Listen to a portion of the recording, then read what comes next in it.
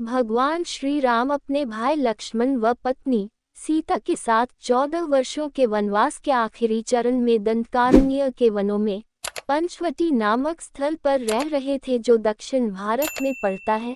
इसी वन में वे पिछले 10 वर्षों से लगातार राक्षसों का वध कर रहे थे, ताकि रावण की शक्ति को कमजोर किया जा सके। जब वे पंचवटी में रहने आए तो उसी स्थान पर रावण के 2 भाई खर व दूषण की सैनिक छावनी थी, व उन्हीं के साथ उनकी बहन शूरपणखा भी रहती थी।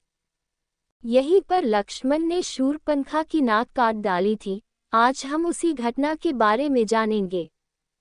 लक्ष्मण का शूरपणखा की नाक काटना। शूरपणखा का भगवान श्री राम पर मोहित होना। एक दिन शूरपणखा वन में विचरण के लिए निकली तो उसे कुटिया में श्री राम के दर्शन हुए। वह हमेशा राक्षसों के बीच ही पली बड़ी थी, व राम तो स्वयं मनुष्य रूप में भगवान विष्णु के रूप थे। वह श्री राम के अत्यंत मनमोहक रूप को देखकर आकर्षित हो गई, वह स्वयं को रोक नहीं पाई। उसने उसी समय अपना रूप बदलकर एक सुंदर स्त्री का रूप धारण किया व कुटिया के अंदर चली आई। भगवान राम का शूरपणखा का प्रस्ताव ठुकराना। उसने श्री राम के पास आकर स्वयं का परिचय दिया व रावण कुंभकर्ण विभीषण की बहन बताया। उसने श्री राम के सामने अपने प्रेम को व्यक्त किया व उनके साथ विवाह का प्रस्ताव रखा। श्री राम ने विनम्रता से अपने विवाहित होने की बात कहकर उनका प्रस्ताव ठुकरा दिया। इस पर शूरपणखा ने उनसे कहा कि हमारे यहाँ एक पुरुष के कई विवाह करने का प्रावधान है, इसलिए वह उनसे विवाह कर सकते हैं। श्री राम ने शूरपणखा को अपने एक पत्नी व्रत वचन के बारे में बताया व कहा कि वे कभी भी दूसरा विवाह नहीं करेंगे।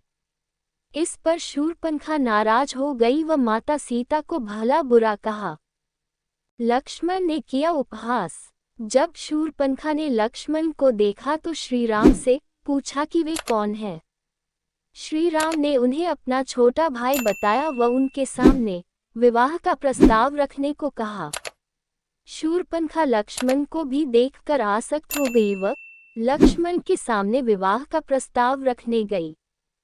जैसे ही शूरपणखा ने लक्ष्मण के सामने विवाह का प्रस्ताव रखा तो उन्होंने शूरपणखा के चरित्र पर उपहास किया व कहा कि अभी कुछ समय पहले तुम मेरे बड़े भाई के सामने यही प्रस्ताव रख रही थी व अब मेरे सामने।